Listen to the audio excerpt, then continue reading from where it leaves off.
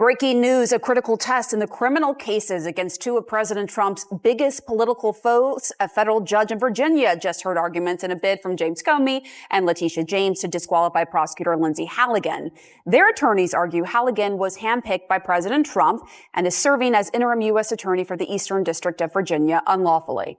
Señores, se acabó. Atrapan una vez más a Pam Bondi mientras Donald Trump entra en pánico. Pues este caso de Jeffrey Epstein salpica una vez más y nos muestra una corrupción brutal.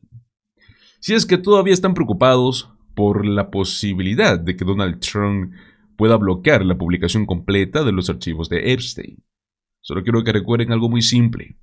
Él está rodeado de la gente menos competente que hemos visto en la política moderna. Literalmente es lo peor de lo peor.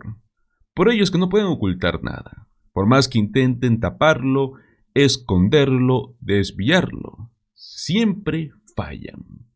Es por eso que hoy tenemos una nueva filtración. Otra filtración criminal, luego de otro intento de encubrimiento. Lo cual una vez más nos muestra exactamente por qué es que esta administración se está cayendo pedazo a pedazo frente a todos. Vamos a analizar este desastre legal que involucra a Pam Bondi y cómo, al parecer sin querer, Epstein está dinamitando todo el mandato de Donald Trump. Para ello quiero empezar con lo que dijo la congresista demócrata Jasmine Crockett sobre los archivos de Epstein y sobre otro abogado dentro de la órbita trumpista que al parecer quiere competir en la categoría de ser el más inútil del año. Yeah, there's still more that committee staff is going through and determining what needs to be redacted before the release. And then we always consult with leadership on the Republican side as well before any drops are made public. And I fully anticipate that we will receive more, at least from the estate of Epstein. It does not seem like the Department of Justice has really been inclined to actually participate, which is one reason that we're talking about this discharge petition and talking about this vote. It's because we need something with a little bit more fire behind it to hopefully get the Department of Justice to finally start to cooperate. Why is it that Epstein's estate, I mean, the Todd Blanche, the president's deputy attorney general now, he wrote this morning that when he went to interview Ghislaine Maxwell, quite a moment, that law enforcement didn't have the materials that Epstein's estate hid for years and only just provided to Congress. Why is he saying this now, and why is the estate talking to Congress if not to the DOJ? Have you ever heard of CYA? That's exactly what we've got going on. And it was interesting because you made a Freudian slip. You said the president's attorney. You're right. That's who he is. I should have said former personal attorney. That's who he is, though. Like, I'm sticking with it. I get what you got to say. But at the end of the day, that's what he's been trying to do. He's been trying to do Trump's bidding. He has not been acting like anyone's attorney general. And we know that when it comes down to whether you're the deputy or whether you are, say, Pam Bondi, the actual AG, you are supposed to be the people's attorney. But she has decided that she wants to neglect the people and do whatever it is that Trump wants her to do, along with Todd Blanche. So here it is. He's like, well, I didn't have all the information. Well, sir, did you try to get the rest of the information? Do we know for sure that the Department of Justice didn't have this information? And if they didn't have this information, do we know whether or not they actually deleted this information? Do we know that there was a thorough investigation? Do we know whether or not the investigation had concluded? These are all questions that we need answers to, but we can't get them when you're not cooperating. So we don't know what the DOJ has, nor what it is that the DOJ potentially was trying to do. Considering that the president right now is trying to obstruct on some very basics of let's just get a subpoena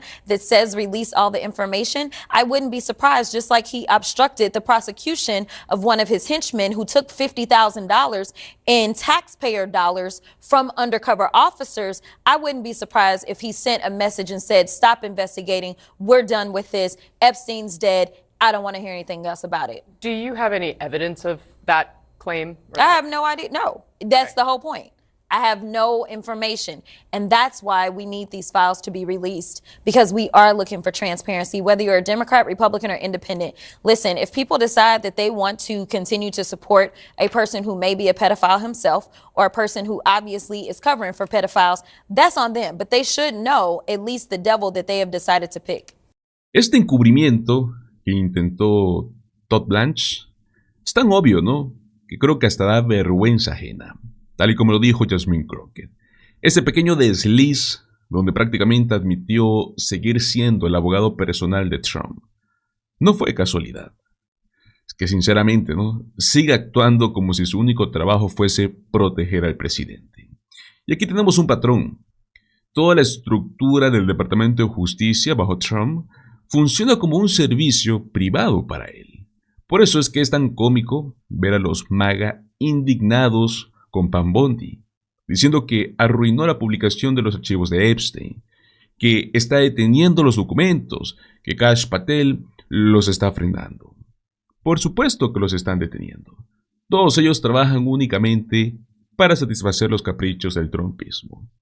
Pero Pam Bondi no solo está metida en el tema de Epstein, en el tema de querer ayudar a Trump a esconderse. Ella misma se ha lanzado a hacer acusaciones políticas disfrazadas de procesos legales y reales. Y lo está haciendo tan mal, pero tan mal, que accidentalmente ocultó evidencia. Y claro, el tribunal terminó filtrándola. Porque Bondi, amigos, sencillamente es incompetente. Pues bueno, la noticia dice algo así. Juez destroza a Pam Bondi por minutos faltantes en el caso de la reina de belleza MAGA. Un juez federal reprendió a Bondi por no entregar una parte del testimonio del gran jurado. Se trata del juez Cameron Gowan Curry, el que estaba supervisando esta audiencia donde los abogados de James Comey y de Letitia James cuestionaban la legitimidad de la fiscal Lindsay Halligan. Y bueno, pues dejó claro que faltaba un pedazo de la transcripción. Básicamente dijo, oye, aquí no había taquígrafo. O bueno, dejó de escribir, ¿no? Solo imaginen ese nivel. El mes pasado, Pam Bondi intentó arreglar ese desastre dándole a Halligan un título inventado, señores. Fiscal especial. Y en un documento con fecha 31 de octubre, Bondi aseguró que había revisado todo el proceso del gran jurado y que aprobaba las acciones de Halligan. El juez le respondió, prácticamente diciéndole, a ver, es obvio que usted no revisó nada. Los abogados de Comey argumentaron que Halligan estaba actuando ilegalmente como una fiscal interina, que todo el tema de su nombramiento es inválido. Entonces, si el juez concluye que Halligan ejerció su cargo de una manera ilegal, pues bueno, todo el caso se cae. Y ojo, no es cualquier caso, ¿no? Es el que Halligan montó en contra de dos de los enemigos políticos más grandes de Donald Trump. A ver, para que puedan entender un poco el contexto, yo sé que es muy técnico, pero bueno, vamos paso a paso. Un fiscal federal tiene que ser nombrado por el presidente y tiene que ser confirmado por el Senado, con una audiencia. Si eso no ocurre, el fiscal general puede designar uno temporal solo por 120 días. Luego de eso, un tribunal ya puede nombrar uno. Y adivinen, nada de eso pasó correctamente en este caso, en el caso de Halligan. Entonces, al final, Pam Bondi, forzada por Trump a impulsar este caso ridículo en contra de la fiscal Letitia James y del exdirector del FBI, James Comey, ni siquiera puede entregar una transcripción completa. ¿Por qué? Porque solo hay dos opciones. O la están escondiendo, porque pues el caso es una farsa absoluta, y entre comillas yo digo que sí, o Halligan, la supuesta abogada estrella de Trump, no tiene ni la menor idea de lo que hace y simplemente ya arruinó el caso desde adentro. De una forma u otra, pues el resultado es el mismo, ¿no?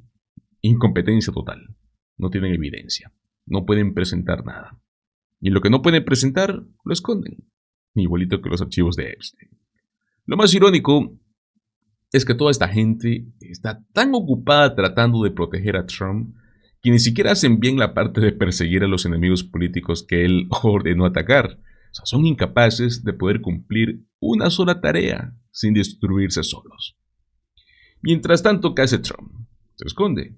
Trata de escapar del tsunami que viene con los archivos de Epstein, mientras ahí lo vemos organizando fiestas en Mar-a-Lago, ¿no? Este es el nivel de seriedad que tiene esta administración. No han hecho absolutamente nada para ayudar a nadie. en Estados Unidos. Solo generan caos, vergüenza y cansancio emocional. Hablando un poco de cansancio emocional, hoy Megyn Kelly decidió que era un buen momento para decir algo repugnante.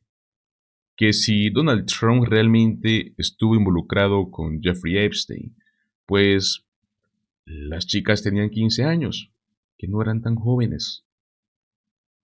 ¡Qué estupidez! O sea, ¿cómo puedes normalizar algo así comparándolo con algo todavía peor? Amigos, ese es el estado mental de quienes defienden a Trump. Es un nivel de negación tan extremo que necesitan justificar lo injustificable. Mientras todo esto pasa, Donald Trump está intentando lanzar ciertas ofensivas en contra de sus enemigos políticos, pero al parecer de sus propios aliados, porque Pam Bondi, Halligan y compañía están hundiendo todo antes de empezar, ¿no? Y por eso, señores, hay que escuchar lo que dijo aquí Yasmin Crockett. They have said it should not be on them to provide a list Yes. of the people that they encountered.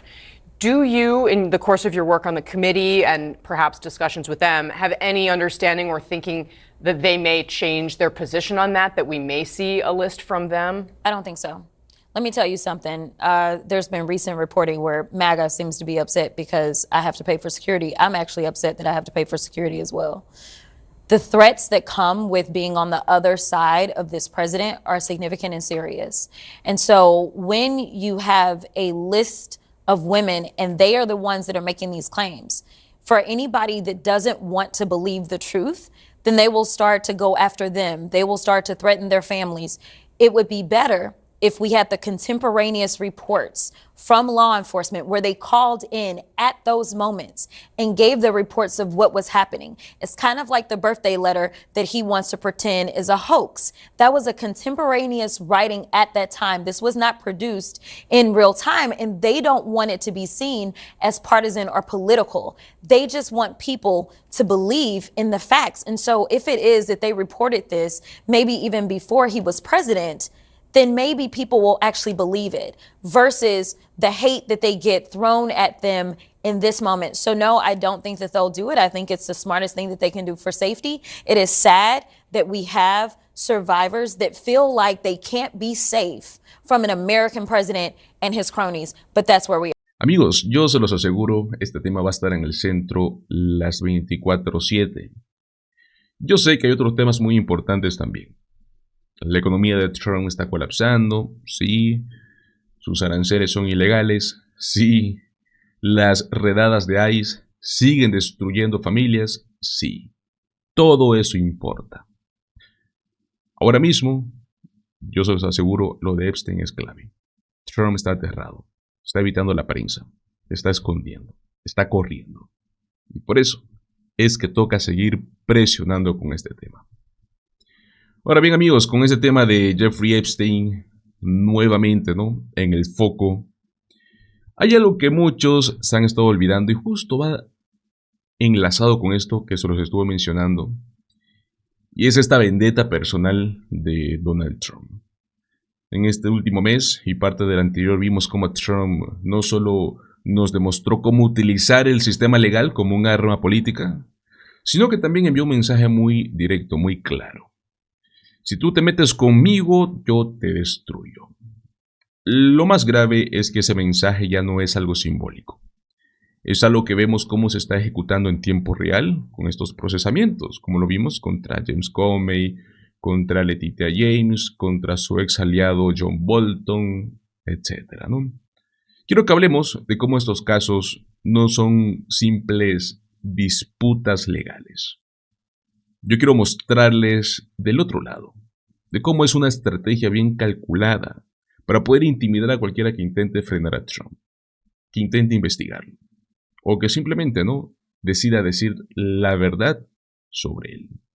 Y en este caso, quiero tomar una perspectiva, un punto de vista, de un ex funcionario del Departamento de Justicia.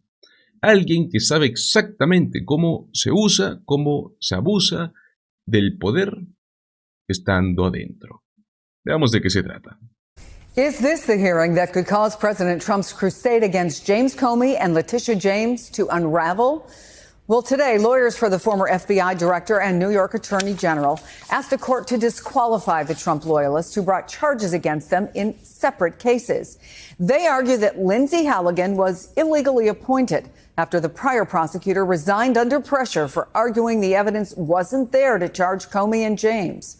Her appointment also came 2 days after President Trump floated her for the role in a Truth Social post, urging the DOJ to charge Comey, James, and other political enemies. Joining us now, MSNBC's Lisa Rubin, reporting from Alexandria, Virginia. Brendan Ballou, former federal prosecutor and former lawyer with the DOJ National Security Division.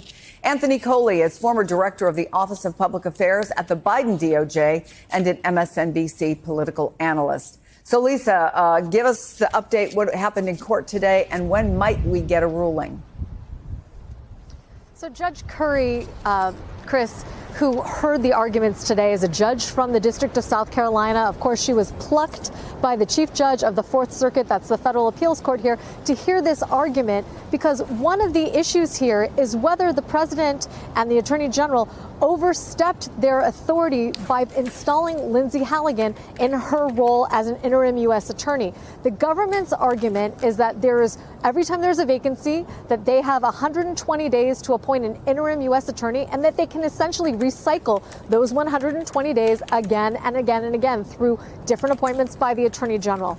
The attorneys for Tish James and Jim Comey argued that can't possibly be true, because if it were true, that would usurp the constitutional roles in our system that are supposed to be played by the president in nominating inferior officers like U.S. attorneys and the Senate in confirming them. Judge Curry sort of had what I'd call a stone face today, not really giving very much in terms of her reaction to the arguments, but she signaled a couple of things. One, she's going to rule before Thanksgiving. That's important because the next stage of both of these cases happens after that. And if she were to decide that Lindsay Halligan's appointment here is invalid and that the indictments have to be dismissed, she would be saving everyone involved a lot of work before they come back to court and argue their next motions on vindictive and selective prosecution. But the other thing that I think is particularly notable, my colleague Fallon Gallagher noted that her last question to the government was whether they believed that Judge Cannon's opinion dismissing the case against President Trump on the grounds that special counsel Jack Smith was unlawfully appointed, whether that should essentially control here. And she was implying that if Jack Smith couldn't maintain his role as special counsel because, like Lindsay Halligan, he was not nominated by a president, confirmed by the Senate, then should the result here be any different? Chris? All right. So, Brendan, what did you make of the arguments today? And do you think there is strength to the case to say that she should not be there, Lindsay Halligan? Absolutely. And I think it's important for your viewers to understand that this 120-day limit isn't some sort of technical or sort of procedural requirement. It really goes to the heart of what the Department of Justice and what U.S. attorneys are supposed to be about.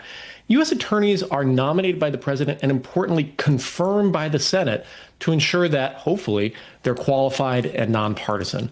Lindsay Halligan, based on her early performance, is neither of these things. She's never served as a U.S. attorney or even as a prosecutor before, and she seems very willing to go after Donald Trump's political opponents.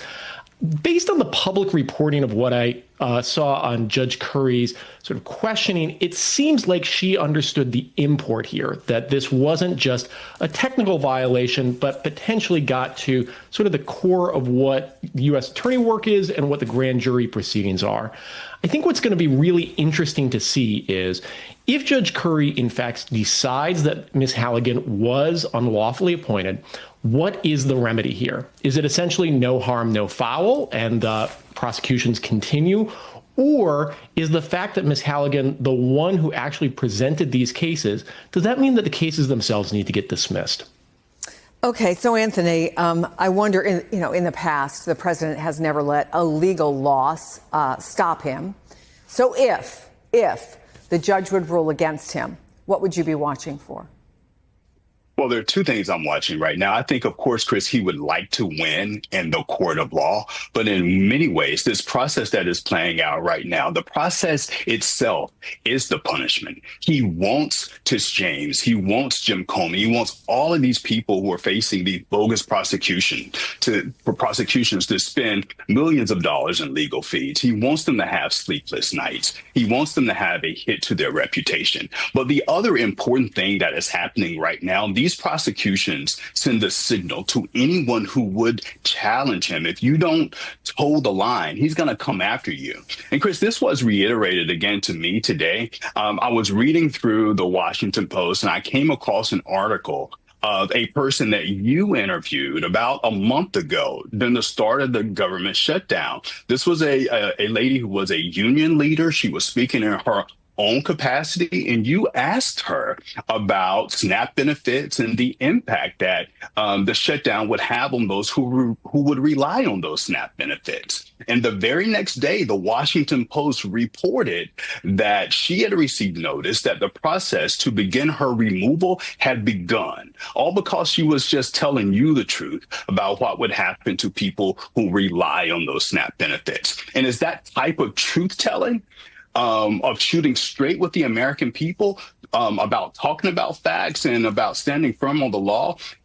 When Donald Trump doesn't like that, he wants to send a message that he's coming for people. And that's what, to me, the Comey prosecution and the Tish James prosecution represent. Is coming for people, to use Anthony's phrase, Brendan, something that a regular citizen might have recourse against? You know, it's a great question. So ordinarily, prosecutors are absolutely insulated from their core job decisions. You know, they are entitled to prosecutorial discretion. The interesting thing is whether a citizen can get their case dismissed based on what are called vindictive or malicious prosecution grounds. It's generally very hard to have that happen. But here, Donald Trump has, in essence, given folks like Tish James and James Comey a lot of ammunition by saying that he was planning to prosecute them or wanted them prosecuted because they were political enemies. So in a lot of these cases, defendants are, for better or worse, much better positioned to get their cases dismissed because Donald Trump is so talkative about what he's trying to accomplish. Very briefly, I'll just add, you know, the next challenge is going to be, could a defendant or somebody that is targeted or maliciously prosecuted by this administration seek some sort of damages or... Ok, amigos, esto es esencial para poder entender el momento que se está viviendo en Estados Unidos. Lo que dice este ex funcionario y sin rodeos, ¿no? Estos procesamientos no son sobre justicia, son sobre control, sobre enviar miedo, sobre crear un clima en el que nadie se atreva a desafiar a Trump. Aquí es donde quiero profundizar. Primero, cuando un presidente, o digamos en algún caso, ¿no?, un aspirante al poder, en este caso ya es el presidente, utiliza el sistema judicial para prometer, castigar y ejecutarlo a enemigos políticos. Ya no vemos una democracia. Empezamos a ver un régimen autoritario, ¿no?, y uno demasiado. Segundo, estos casos están llenísimos de irregularidades. La fiscal encargada, hasta Lindsey Hogan, ni siquiera cumple con los requisitos normales. Pero claro, aún así fue colocada como un peón político justo después de que Trump publicara que quiere ir tras Comey, James y John Bolton. O sea, el proceso ni siquiera estaba intentando esconder su motivación, una vendetta. Tercero, hay gente que dice, no, pero que si cometieron un crimen, ¿por qué no procesarlos? Y aquí es donde quiero ser claros.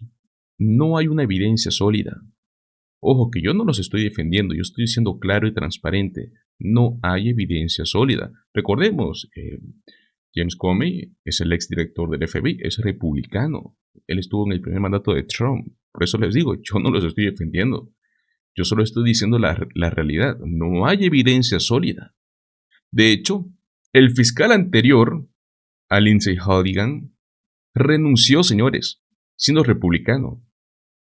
Y renunció por presión, porque dijo que no existía una base suficiente para acusar, pero que de todos modos lo estaban obligando a que lo procese.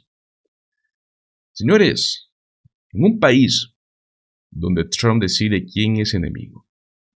La ley se está convirtiendo en una herramienta, no en una garantía. Y cuarto, el mensaje de fondo, ¿no?, de todo esto es algo brutal. Estos casos simplemente existen para que cualquiera que piense de aquí a futuro investigar a Trump, ya sea congresista, ya sea fiscal, ya sea periodista, funcionario, un simple ciudadano, etc., se lo piense 2 veces. Estos procesamientos no son justicia, son intimidación. Es un aviso, es una alerta para quienes creen en la ley, en la supervisión y en la rendición de cuentas. Es un aviso, señores, para quienes intenten hacer algo, paren. Esto no solo afecta a estos casos como de James Comey o Letitia James, esto afecta al país completo. Pero bueno, ¿qué opinan ustedes? ¿Creen que estas acciones serán una señal de que Trump ya está más que dispuesto a utilizar el Estado finalmente como un arma política completa? ¿Ustedes ven esto como un riesgo real para la democracia en Estados Unidos? Los leo en los comentarios. Muchísimas gracias por acompañarme en este video. Recuerden, como siempre, déjame tu like, comparte el contenido y suscríbete al canal. Nos vemos en el próximo video. Hasta luego.